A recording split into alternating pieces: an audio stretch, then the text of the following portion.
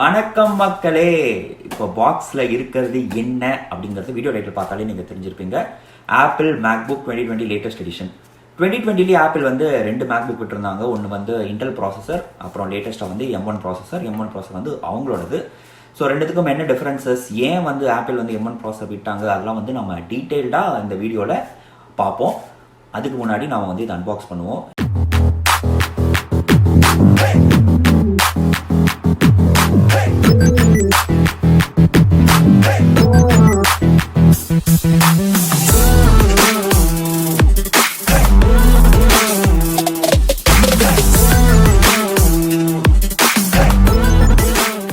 சிந்துபாத் கதையில் 7 கடல் 7 மலை தாண்டி போகிற மாதிரி தான் இந்த மேக்புக் வாங்க அவ்வளோ சிரமப்பட வேண்டியதாக இருந்தது. ஃபஸ்ட்டு ஒரு கடையில் ஆர்டர் போட்டு, அப்புறம் அந்த ஆர்டர் கேன்சல் ஆகி, அதுக்கடுத்து இன்னொரு கடையில் ஆர்டர் போட்டு, அவங்க வந்து அடுத்த நாள் வந்து அவுட் ஆஃப் ஸ்டாக் ஆகிடுச்சின்னு சொல்லி 3ஆவதாக ஒரு கடையில் ஆர்டர் போட்டு, அந்த ஆர்டர் வந்து ஆல்மோஸ்ட் பிக்கப் ஆகிற நிலைமைக்கு போயிட்டு, அப்புறமா வந்து இல்லை சார் உங்கள் கார்டில் ஏதோ ப்ராப்ளம் இருக்குது, அதனால் நாங்கள் டிக்ளைன் பண்ணுறோன்னு சொல்லிவிட்டு, அப்புறம் திரும்ப அதே கடையில் இன்னொரு கார்டில் ஆர்டர் போட்டு, வீட்டிலேருந்து கிளம்பி கடைக்கு போயிட்டு மேக்புக்கை பிக் பண்ணி இப்போ இங்கே வந்தாச்சு. ஸோ இங்கே இன்னும் அந்த குவாரண்டைன் லாக்டவுன்லாம் இருக்கிறதுனால இன்ஸ்டோரில் போயிட்டு எங்களாலலாம் உடனே போய் வாங்க முடியாது. ஸோ எதுவாக இருந்தாலும் ஆன்லைன் ஆர்டர் தான், ஒன்று டெலிவரி இல்லாட்டி இன்ஸ்டோர் பிக்கப். ஸோ நாங்கள் வந்து இன்ஸ்டோர் பிக்கப் சூஸ் பண்ணிட்டோம். வளவலன்னு பேசாமல் அன்பாக்ஸ் பண்ணுவோமா? அன்பாக்ஸ் பண்ணிக்கிட்டே இந்த லேட்டஸ்ட் வெர்ஷனோட ஸ்பெஷலை பார்ப்போம். 2006 ஆப்பிளோட மேக்புக் ஐமேக்கு இன்டலோட சிப் தான் யூஸ் பண்ணிட்டு இருந்தாங்க. ப்ராடக்டோட தரத்தில் எந்த குறையும் இருந்ததில்லை. பட் ஆப்பிளோட வேகத்துக்கு ரீசெண்டாக இன்டலால் ஈடு கொடுக்க முடியலை. ஆப்பிள் இப்போ புதுசாக ஒரு மேக்புக் ரிலீஸ் பண்ணணும்னா அவங்க இன்டலை தான் நம்பியிருக்கணும். இப்போது இன்டலால் எஃபிஷியண்ட்டான ப்ராசஸரை கொடுக்க டைம் ஆகுதுன்னா அது ஆப்பிள் ப்ராடக்ட் ரிலீஸையும் பாதிக்கும். தம்மா தூண்டு சிப்பு மேலே வச்ச நம்பிக்கையை ஏன் நம்ம மேலே வைக்கக்கூடாதுன்னு தான் ஆப்பிளே M1 தயாரித்து இறங்கிட்டாங்க. மேக்புக்கான ஃபஸ்ட் ஜெனரேஷன் சிப்னால M1. ஸ்ட்ராட்டஜி வைஸ் பார்த்துக்கிட்டிங்கன்னா ஆப்பிளுக்கு இது ஒரு பெரிய அட்வான்டேஜ். ஏன்னா ப்ராடக்டோட ஸ்டார்ட் டு எண்ட் அவங்களோட கண்ட்ரோலில் இருக்குது. யாரையும் நம்பியிருக்க வேணாம். இப்போது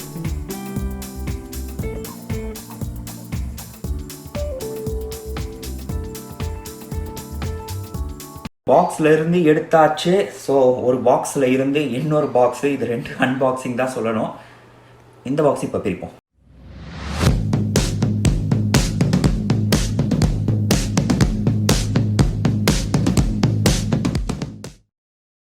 ஓகே, இங்கே ஆரோ கொடுத்துருக்காங்க. இங்கேருந்து தான் பீல் பண்ணணும்னு நான் நினைக்கிறேன்.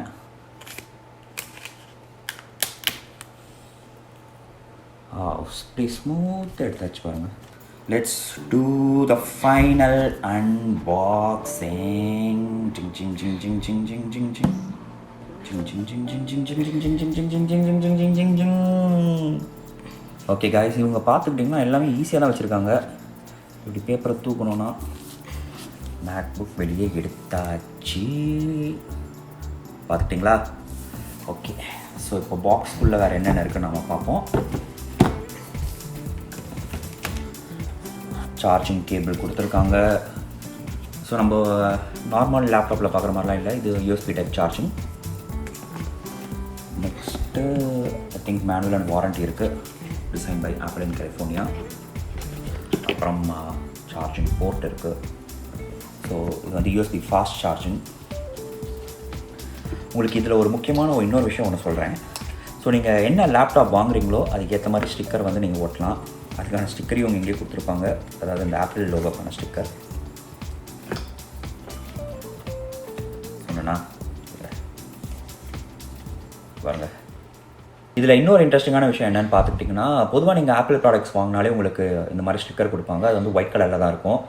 நாங்களாம் அந்த காலத்தில் என்ன பண்ணுவோன்னா, அந்த ஸ்டிக்கரை பிரித்து எங்களுடைய லேப்டாப்பில் ஒட்டி ஆப்பிள் லேப்டாப் மாதிரிலாம் சீனை போட்டுட்ருப்போம். ஏன்னா எப்படியோ 1-2 ஸ்டிக்கர் கொடுப்பாங்க, இன்னொரு ஸ்டிக்கர் வேஸ்ட்டாக இருக்குன்னு சொல்லிட்டு ஃப்ரெண்ட்ஸ் யாராச்சும் கொடுப்பாங்க. ஆனால் இப்போ பார்த்துக்கிட்டிங்கன்னா உங்களுக்கு கோல்டு கலரில் ஸ்டிக்கர் கொடுக்குறாங்க. ஆப்பிள் மேக்புக்லேயே மேக்புக் ஏர், மேக்புக் ப்ரோன்னு 2 இருக்குது. மேக்புக் ப்ரோ கொஞ்சம் அட்வான்ஸ்டு. பட் அந்த மேக்புக் ப்ரோவில் இந்த கோல்டு கலர் இல்லை. மேக்புக் ஏரில் மட்டும்தான் இந்த கோல்டு கலர் இருக்குது. அதுவும் கோல்டு கலர் வந்து செம்ம டிமாண்டில் இருக்குது. அந்த கோல்டு கலருக்கு ஏற்ற மாதிரியே ஒரு கோல்டு கலர் ஸ்டிக்கர் கொடுத்துருக்காங்க. To the golden boy. IPhone and ஐபேடில் ஆப்பிள் யூஸ் பண்ணிகிட்டு இருக்கிற A சீரிஸ் ப்ராசஸர் மாதிரியே தாங்க இதுவும். இதனால் என்னென்ன அட்வான்டேஜஸ் இருக்குங்கிறத நெக்ஸ்ட்டு பார்ப்போம். ஆப்ஸ்லாம் கிளிக் பண்ணுறேன், எவ்வளோ ஃபாஸ்ட்டாக லோட் ஆகுது பாருங்கள். சிப்பில் 8 core CPU processor, 7 core GPU graphic processor இருக்குது. இதோட நியூரல் இன்ஜினு எல்லாத்தையும் ஒரு சின்ன சிப்பில் அடக்கியிருக்காங்க. போன மேக்புக் ஏர் விட 3 மடங்கு வேகமாக இருக்குமா. மேக்புக் செட் பண்ணும்போதே சிரி செட்டப்பும் வந்துடுது. அதை ஆக்டிவேட் பண்ண கீபோர்ட் பட்டன்ஸ்லாம் தேவையில்லை. சிரின்னு சொன்னாலே போதும். Hey Siri, what's the weather outside? It's currently cloudy and -6 degrees. மேக்புக்கோட எந்த வெர்ஷனும் டச் ஸ்க்ரீன் இல்லை. லேப்டாப்பில் டச் ஸ்க்ரீனுக்கு நான் பெரிய ஃபேன் இல்லை. ஸோ எனக்கு இது ப்ளஸ் தான். 2020 மார்ச்சில் இன்டெல் ப்ராசஸரோட மேக்புக் ரிலீஸ் பண்ணியிருந்தாங்க. பட் அதில் மேஜர் இஷ்யூ ஓவர் ஹீட்டிங். குறிப்பாக வீடியோ எடிட்டிங் பண்ணும்போதோ, வீடியோஸ் பார்க்கும்போதோ, இல்லை வீடியோ கால் பேசும்போதோ காற்றடிக்குதுன்னு உள்ளே இருக்கிற ஃபேனோட சவுண்டு கடுப்புகளை கிளப்பிட்டு இருந்தது. இதுக்கு காரணம் அந்த மாடலில் யூஸ் பண்ண லேட்டஸ்ட் இன்டெல் ப்ராசஸருக்கு தோதுவாக கூலிங் சிஸ்டம் இல்லாமல் இருந்தது. வீடியோ அவுட்புட் எடுக்கணுன்னா பழைய மாடல்ஸோட கம்பேர் பண்ணும்போது 2 மடங்கு டைம் எடுத்துக்கிச்சான். 4K வீடியோவை போட்டுட்டு சவுண்டு ஏற்றலாம்னா ஃபேனு ஆல்ரெடி ஹை பிச்சில் அலறிட்டு இருக்கும்.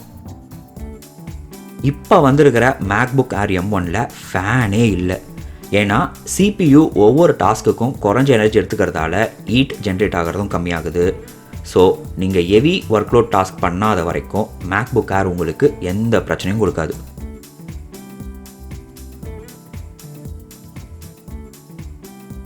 ரெண்டாயிரத்தி 2015 ஆப்பிள் மேக்புக்கு பட்டர்ஃப்ளை கீபோர்டு ஒன்று கொண்டு வந்தாங்க.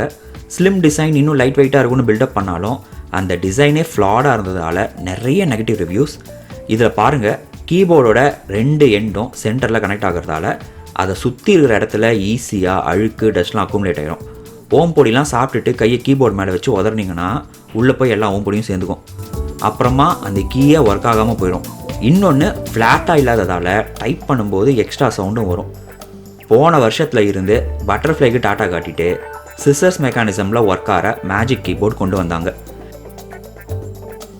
இதில் டைப்பிங்கும் ஈஸியாக இருக்குது, ரெஸ்பான்ஸும் சூப்பராக இருக்குது, லேகே இல்லை.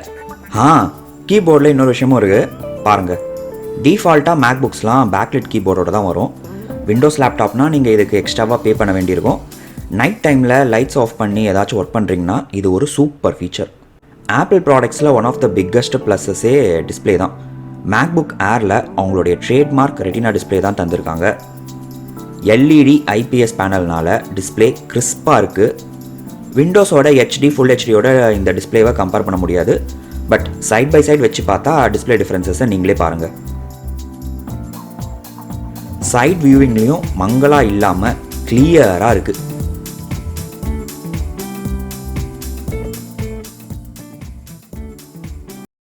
இன்னொரு cool feature, instant wake up. Sleep மோடில் போட்டுட்டு மேக்புக்கை க்ளோஸ் பண்ணி ஓப்பன் பண்ணும்போதே டிஸ்பிளே ஆன் ஆயிரும். கூல்.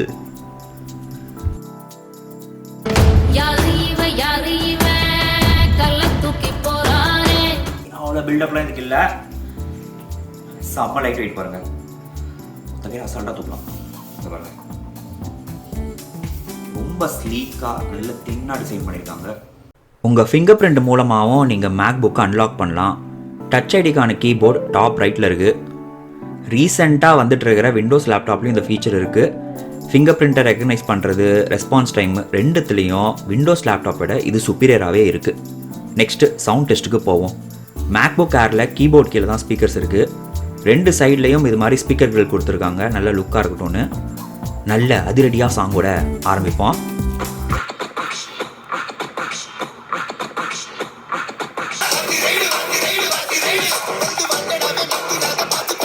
ஃபுல் வால்யூமில் வச்சுருங்க.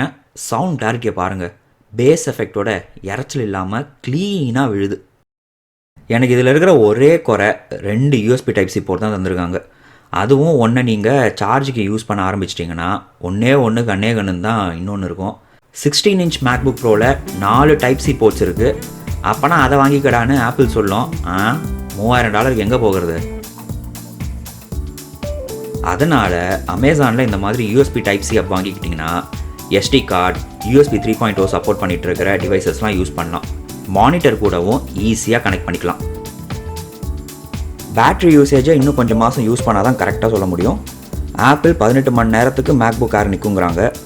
நான் வாங்கிட்டு சார்ஜ் போட்டுட்டு 1 மணி நேரத்துக்கு வீடியோஸ்லாம் பார்த்துட்டு இருந்தேன். பாருங்கள், இன்னும் 90க்கு மேலே தான் இருக்குது.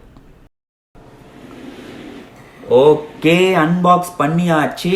நெக்ஸ்ட்டு வந்து இதோட லாங் ரன் யூஸ், அதாவது 1 மாதம் யூஸ் பண்ணி இல்லை 2 மாதம் யூஸ் பண்ணி எப்படி இருக்குது அதை வந்து நான் இன்னொரு வீடியோவில் சொல்கிறேன். முடிஞ்ச அளவுக்கு இதில் என்னென்ன பேசிக் ஃபீச்சர்ஸ் இருக்குங்கிறது இந்த வீடியோவில் நான் கவர் பண்ணியிருக்கேன்னு நான் நினைக்கிறேன்.